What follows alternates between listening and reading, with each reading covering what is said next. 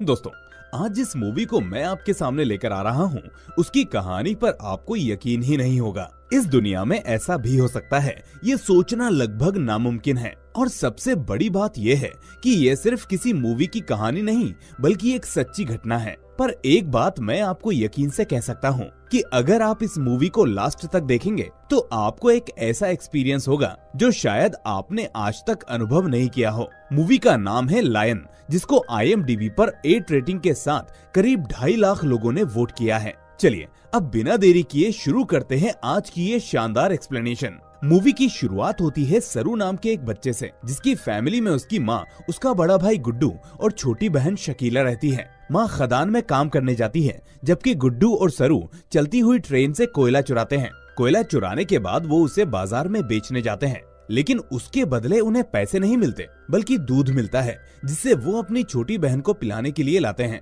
अब पैसे ना होने की वजह से आज जब सरू अपने भाई से कहता है कि मुझे जलेबी खानी है, तो गुड्डू कहता है कि अभी अपने पास पैसे नहीं हैं। आज शकीला के लिए दूध ले चलते हैं, किसी और दिन जलेबी खाएंगे। ये सुनकर सरू नाराज नहीं होता, बल्कि भाई के प्रॉमिस करने पर वो खुश हो जाता है कि जल्दी ही एक दिन बड़ा भाई गुड्डू मुझे जलेबी खिलाएगा। अब घर जाकर गुड्डू अपनी माँ को दूध का पैकेट दे देता है, जिसके बाद माँ अपने तीनों बच्चों को दूध दे देती है। शकीला को दूध पीते देख वो गुड्डू से पूछती है कि आखिर तुम्हारे पास दूध खरीदने के पैसे कहाँ से आए। यहाँ पर हमें पता चलता है कि माँ को नहीं पता कि दोनों भाई कोयला चोरी करते हैं। खैर, माँ की इस बात का दोनों भाइयों में से कोई जवाब नहीं देता, और तभी सरू अपने बाउल को अपनी माँ को देते हुए कहता है कि माँ आप भी पी लो। लेकिन अपने छोटे सरू की ये चीज देखकर माँ इमोशनल होकर मुस्कुरा देती है और कहती है कि नहीं बेटा, दूध मुझे पचता नहीं, इसलिए तुम ही पी लो। गरीबी में माँ के पास झूठ बोलने के अलावा दूसरा कोई रास्ता नहीं है। खैर, अब शाम होती है और माँ खदान में काम करने चली जाती है।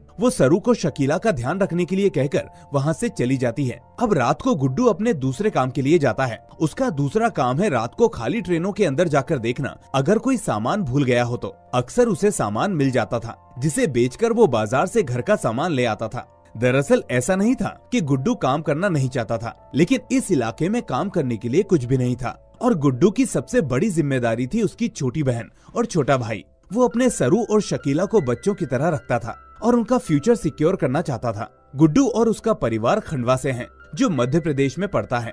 खैर, जब गुड्डू आज काम पर जाने के लिए रात को उठता है, तो सरू भी उसके साथ चलने की जिद करता है। गुड्डू कहता है कि अभी तुम काफी छोटे हो और तुम्हें काम करना नहीं आएगा, वहाँ काफी भारी सामान उठाना पड़ता है। लेकिन सरू फिर भी नहीं मानता और उससे कहता है कि नहीं भाई, मैं भारी सामान उठा सकता हूँ। इसके बाद वो बाहर आकर गुड्डू को अपने सर पर चेयर रखकर दिखाता है और फिर जाने की जिद करते हुए भारी साइकिल को उठाने की कोशिश करता है। ये देखकर गुड्डू को अपने भाई पर तरस आ जाता है। वो उसका मन नहीं मारना चाहता, इसलिए उसे साथ ले जाने के लिए मान जाता है। दोनों भाई शकीला को ठीक से उठाकर साइकिल पर निकल जाते हैं। अब पहली बार सरू अपने भाई के साथ शहर की तरफ आया होता है, तो बड़ी बड़ी बिल्डिंग्स देखकर वो हैरान हो जाता है। हम सभी ने ये चीज बचपन में एक्सपीरियंस की है, इसलिए आप इस चीज को आराम से समझ सकते हैं।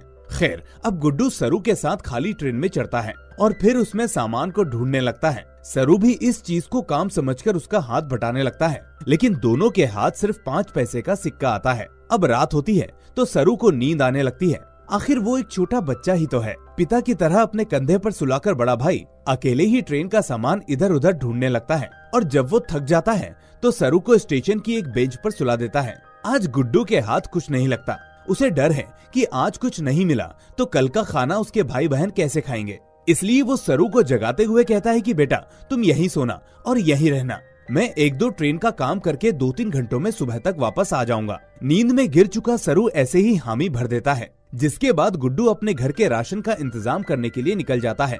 अब अचानक रात को सरू की नींद खुल जाती है। उसे याद नहीं कि गुड्डू ने उसे क्या बोला था। वो सोचता है कि बड़ा भाई यहीं कहीं होगा, इसलिए वो भाई भाई आवाज लगाकर इधर उधर उसे ढूंढने लगता है। और इसी बीच वो सामने खड़ी एक खाली ट्रेन को देखता है और सोचता है कि शायद भाई उस ट्रेन में अपना काम कर रहा होगा। वो ट्रेन के अंदर जाकर अपने भाई को आवाज देता है और फिर नींद में वहीं सो जाता है। और जब उसकी आंख खुलती है तो वो ट्रेन अपने स्टेशन से निकल चुकी होती है। सरू ये देखकर घबरा जाता है और चिल्ला चिल्लाकर अपने भाई को आवाज देता है। वो कहता है कि गेट खोलो, मेरा भाई वहीं रह गया। लेकिन थोड़ी देर में वो समझ जाता है कि वो ट्रेन उस स्टेशन से निकल चुकी है। काफी कोशिश करने और रोने के बाद वो थक हार कर उसी ट्रेन में बैठा रहता है और उस ट्रेन के रुकने का इंतजार करता है। अब ट्रेन के रुकते ही वो दरवाजे खोलने की कोशिश करता है और बाहर लोगों को आवाज भी लगाता है, लेकिन कोई उसकी आवाज नहीं सुनता।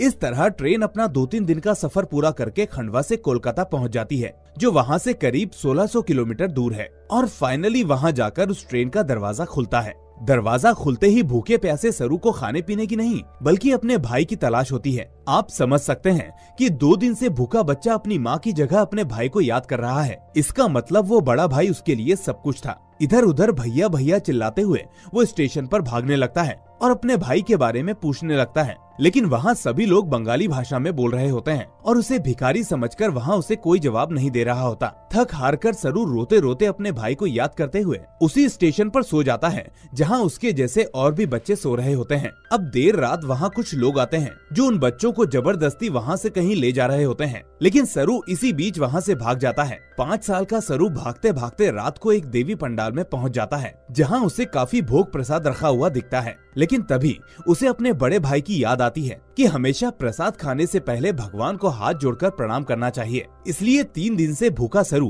पहले देवी माँ को प्रणाम करता है और फिर भूख मिटाने के लिए वहाँ रखा हुआ प्रसाद खा लेता है। सुबह होने के बाद वो वापस ट्रेन के ट्रैक पर आ जाता है और सोचने लगता है कि अगर मैं इसी पटरी पर चलता रहूंगा तो अपने भाई के पास और गाँव तक पहुँच जाऊंगा। वो ऐसे ही चलता रहता है। तभी उसे रास्ते में एक नूर नाम की औरत मिलती है जो उससे पूछती है कि तुम कहाँ जा रहे हो। सरू कहता है कि मैं खो गया हूँ, इसलिए अपने भाई गुड्डू के पास वापस जा रहा हूँ। नूर कहती है कि ऐसे तो तुम्हें जाने में कई दिन लग जाएंगे और हो सकता है कि तुम फिर से खो जाओ, इसलिए तुम मेरे साथ चलो, हम साथ में मिलकर तुम्हारे भाई और माँ को ढूंढेंगे। इसके बाद वो सरू को अपने साथ ले जाती है और फिर उसे अच्छे से नहलाकर खाना खिलाती है। रात को वो सरू से कहती है कि कल एक अंकल आएंगे जो तुम्हें तुम्हारी माँ के पास ले जाएंगे। सरू ये सुनकर थोड़ा रिलीफ महसूस करता है और आज इतने दिनों बाद पेट भरकर खाना खाने से उसे नींद भी आ जाती है। अब दूसरे दिन सुबह वहाँ एक आदमी आता है जिसका रोल निभाया है आपके और हमारे फेवरेट नवाजुद्दीन सिद्दीकी जी ने।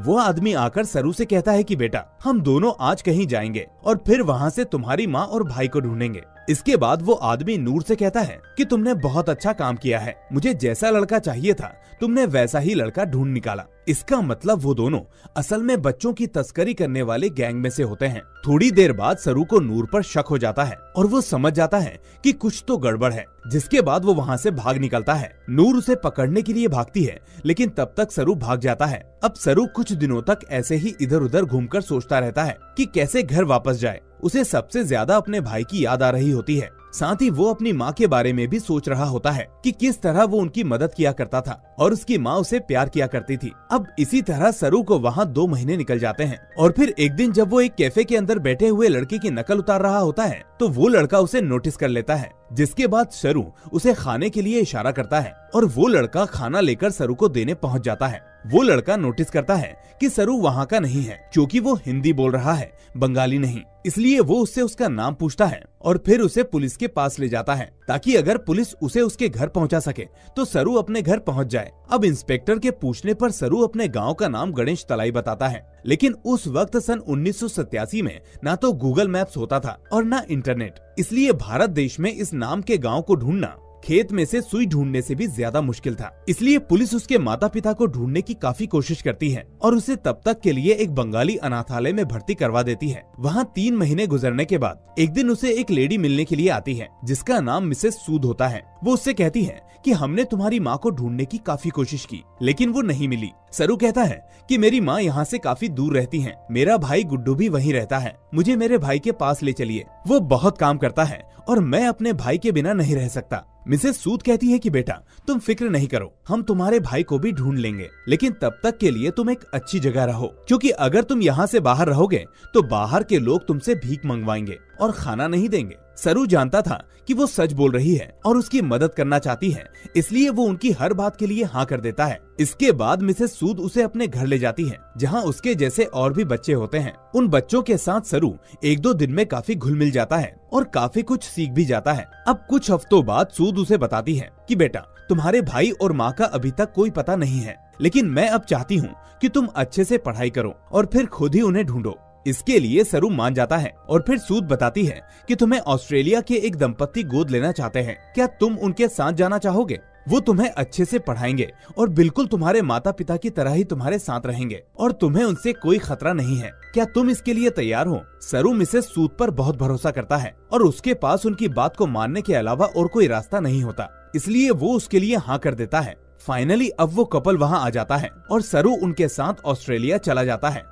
वो दोनों सरू का बहुत अच्छे से ख्याल रखते हैं, लेकिन सरू को शुरू में इंग्लिश बोलने में काफी दिक्कत आती है। वो इंग्लिश तो दूर ठीक से पढ़ा भी नहीं होता, लेकिन ये कपल जिसमें लेडी का नाम सू और आदमी का नाम जॉन होता है, वो दोनों उसकी पूरी मदद करते हैं। दरअसल उन दोनों का कोई बच्चा नहीं था, इसलिए जब उनको सरू के बारे में एनजीओ के जरिए पता चला तो वो उसको गोद लेना चाहते थे। वो चाहते थे कि एक बच्चे की जिंदगी को हम यूं खराब ना होने दें। वक्त के साथ साथ सरू सब कुछ सीख गया। सू एक दिन सरू से बोली कि मेरे बेटे, तुम अभी मुझे कुछ नहीं बोल पा रहे हो, लेकिन एक दिन आएगा जब तुम मुझे सब कुछ बता पाओगे और उस वक्त मैं तुम्हारे साथ कंधे से कंधा मिलाकर खड़ी रहूंगी। इसी के साथ वक्त बीतता जाता है और अब सू और जॉन एक और बच्चे को गोद लेने के बारे में सोचते हैं, लेकिन सरू उनके साथ घुल मिल जाता है और अब सब कुछ ठीक चल रहा है। नए गोद लिए हुए बच्चे का नाम मंतोष होता है, लेकिन मंतोष को बचपन में ही इतनी यातनाएं दी गई होती हैं कि वो मेंटली काफी कमजोर हो चुका होता है, जिस वजह से वो कई बार खुद को मारने की कोशिश करता है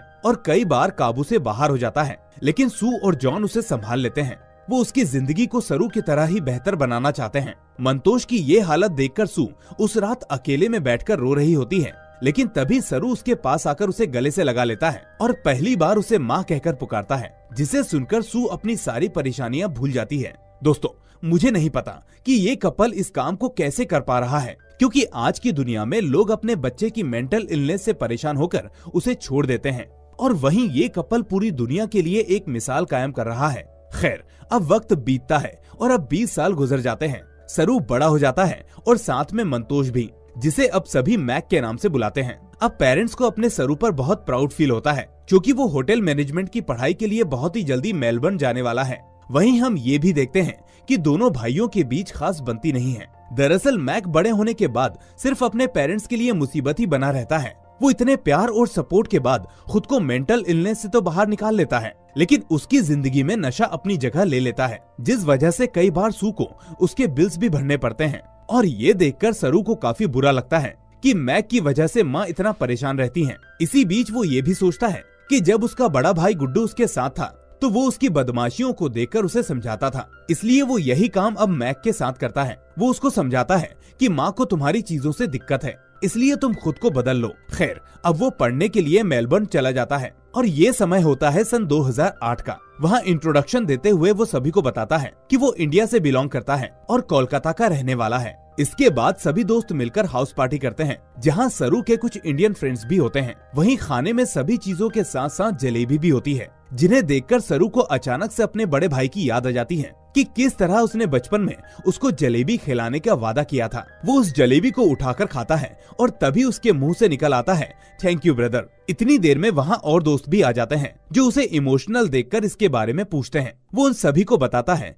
कि वो असल में कोलकाता से नहीं, बल्कि वो एक खोया हुआ बच्चा था जिसे यहाँ गोद लिया गया। इसके बाद वो बताता है कि उसे सिर्फ गणेश तलाई याद है, इसके अलावा मुझे कुछ भी याद नहीं। मुझे बस इतना पता है कि मैं ट्रेन में सो गया था और 2 दिन बाद कोलकाता में उठा। तभी उससे एक दोस्त कहता है कि अगर हम कोलकाता से चलने वाली सभी पैसेंजर ट्रेन की स्पीड और टाइम को कैलकुलेट करें तो हमें एक दूरी यानी रेडियस मिल जाता है, जहां तक तुम 2 दिन में कोलकाता तक पहुंच पाए होंगे। तभी एक दोस्त सरू को गूगल अर्थ के बारे में बताता है कि इंटरनेट पर गूगल अर्थ पर हम काफी कुछ ढूंढ सकते हैं। वहाँ हम दुनिया की किसी भी जगह को देख सकते हैं, तुम चाहो तो उसका इस्तेमाल कर सकते हो। इसके बाद एक और दोस्त कहता है कि तुम्हारे माता पिता ने तुम्हें ढूंढने की कोशिश नहीं की, वरना अब तक वो तुम्हें ढूंढ लेते। सरू कहता है कि ये पॉसिबल नहीं है, क्योंकि मेरे पिता नहीं थे और मेरी माँ को पढ़ना और लिखना नहीं आता था, और इंडिया में आज भी पढ़े लिखे लोग ज्यादा कुछ नहीं कर सकते। मेरी माँ को तो शायद आज भी अपने शहर का नाम नहीं पता होगा।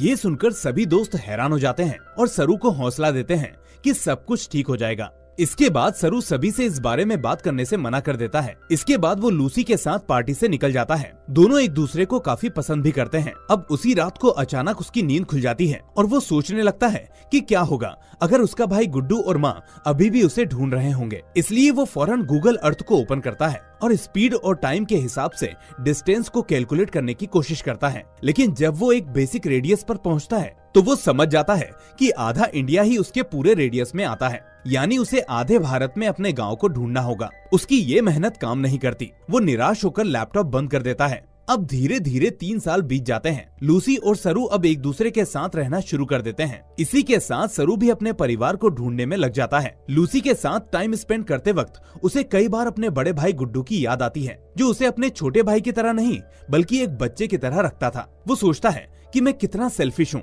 जो यहाँ अपनी जिंदगी में सुख भोग रहा हूँ, जबकि हो सकता है मेरा भाई आज भी मुझे ढूंढ रहा हो और गरीबी में जी रहा हो। इसके बाद वो अपनी तलाश फिर से शुरू कर देता है और इसी बीच वो इतना अकेला रहने लगता है कि धीरे धीरे लूसी से दूर होने लगता है। वो लूसी से कहता है कि जब तक मैं अपने भाई बहन और माँ को नहीं ढूंढ लेता तब तक मैं खुद को ठीक नहीं कर पाऊंगा, क्योंकि हर रात मुझे अपने भाई की आवाज अपने कानों में सुनाई देती है। इसलिए मुझे प्लीज अपनी तलाश को पूरा करने दो। अब दोनों अलग अलग रहना शुरू करते हैं और फिर वापस 3 महीने बाद दोनों एक दूसरे का चेहरा देखते हैं। सब कुछ भुलाकर वो दोनों फिर से करीब आ जाते हैं और लूसी वादा करती है कि मैं तुम्हारे परिवार को ढूंढने में तुम्हारी पूरी मदद करूंगी, लेकिन इस बीच तुम्हें अपनी उस माँ को नहीं भूलना चाहिए जिसने तुम्हें इतना पढ़ाया लिखाया और इस काबिल बनाया। यहाँ सरू को पता चलता है कि उसकी माँ यानी सू की तबीयत कई महीनों से खराब है। उसको अपनी गलती का एहसास होता है और वो अपनी माँ के पास जाता है। वो कहता है कि माँ मुझे माफ कर दीजिए, शायद मैं और मैक आपकी असली संतान नहीं है, इसीलिए हम दोनों ने आपको बहुत परेशान किया। मुझे पता है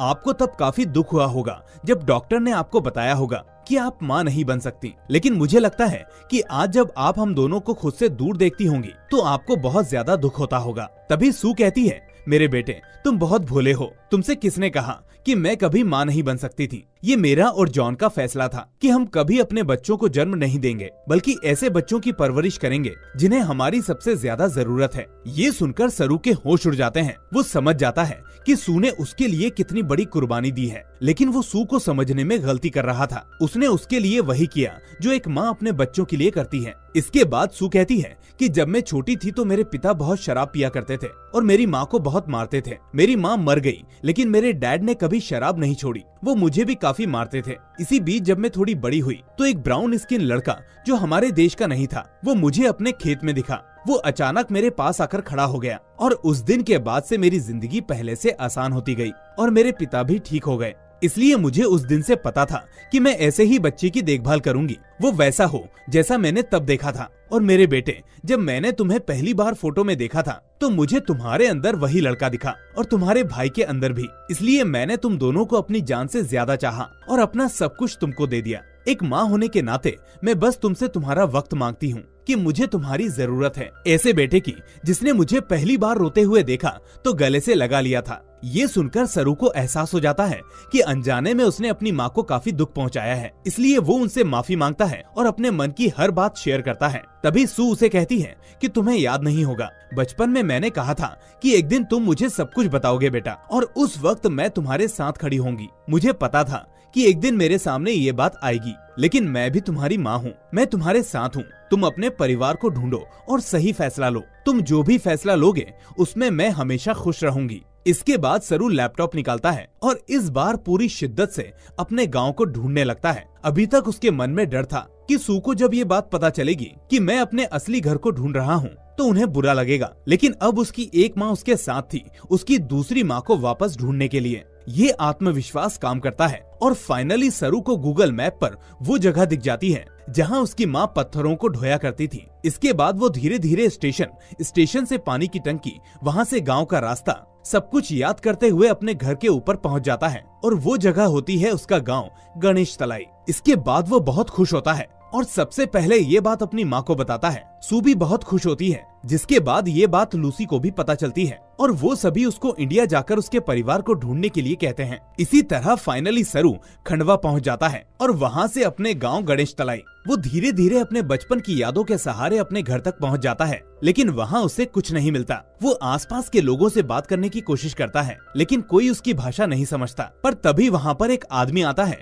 जो इंग्लिश बोल और समझ सकता है। सरू उसे अपने बारे में सब बताता है और उससे पूछता है कि मैं पहले यहाँ रहता था, क्या आप जानते हैं कि यहाँ जो लोग रहते थे वो अब कहाँ हैं? ये सुनकर वो आदमी वहाँ से चला जाता है और फिर वापस आकर उसे एक जगह आने का इशारा करता है। सरू उस दिशा में आगे बढ़ता है और दोस्तों आगे जो सीन अब आपको मैं एक्सप्लेन करूंगा उससे आप अपनी आंखों के आंसू नहीं रोक पाएंगे। दूर से उसे उसकी बूढ़ी हो चुकी माँ और बहन नजर आ रहे होते हैं। सरू अपनी बहन को गले से लगा लेता है और उसकी माँ तो मानो उसको देखकर पागल ही हो जाती है। उसकी माँ आज तक गांव छोड़कर इसलिए नहीं गई क्योंकि उसको पता था कि उसका बेटा एक दिन वापस जरूर आएगा। सारे गांव वाले भगवान के इस चमत्कार को देखकर हैरान थे कि आखिर एक बच्चा इतने छोटे से गांव से बड़े देश पहुंच गया और आज अपने परिवार को ढूंढने वापस आ गया। लेकिन अभी सरू के लिए एक चीज बाकी थी और वो था उसका भाई, उसका पिता जैसा भाई गुड्डू। वो अपनी माँ से पूछता है कि माँ भाई कहाँ है, मेरा भाई गुड्डू कहाँ है। और तभी उसे पता चलता है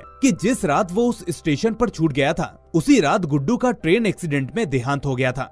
ये सुनकर मानो सरू का दिल टूट जाता है। वो अपनी माँ को पकड़कर फूट फूट कर रोने लगता है क्योंकि जिस पिता जैसे भाई को वो इतने सालों से सपनों में देख रहा था वो इस दुनिया में था ही नहीं। तभी उसे एहसास होता है कि शायद इसीलिए उसे अपना भाई हर जगह दिखाई देता है क्योंकि वो चाहता था कि मैं वापस माँ और शकीला के पास आ जाऊं। अपने पूरे परिवार से मिलने के बाद सरू अपने दूसरे माता पिता सू और जॉन को फोन करके सब कुछ बताता है और कहता है कि मैंने उनको बता दिया है कि मैं ठीक हूँ और जहाँ भी हूँ उन लोगों ने आपकी ही तरह मेरी फिक्र की है, मेरा ख्याल रखा है। उनका कहना है कि मुझे आप लोगों के पास वापस चले जाना चाहिए क्योंकि पैदा करने वाले से ज्यादा हक पालने वाले का होता है और तुम्हारे माता पिता को आज तुम्हारी सबसे ज्यादा जरूरत है। ये सुनकर सू और जॉन भी रोने लगते हैं और फिर हमें दिखाया जाता है कि सरू उन्हीं ट्रैक्स पर फिर से चलने लगता है जहाँ वो उसके भाई गुड्डू के साथ जाया करता था। और तभी उसे याद आता है कि उसका भाई सरू नहीं शेरू था, यानी शेर यानी लायन, जो इस मूवी का भी नाम है। इसके बाद हमें मूवी के लास्ट में असली शेरू को दिखाया जाता है जो अपनी ऑस्ट्रेलियाई मदर के साथ अपनी रियल मदर से मिलने के लिए इंडिया आता है और हमें दोनों के मिलने की खबर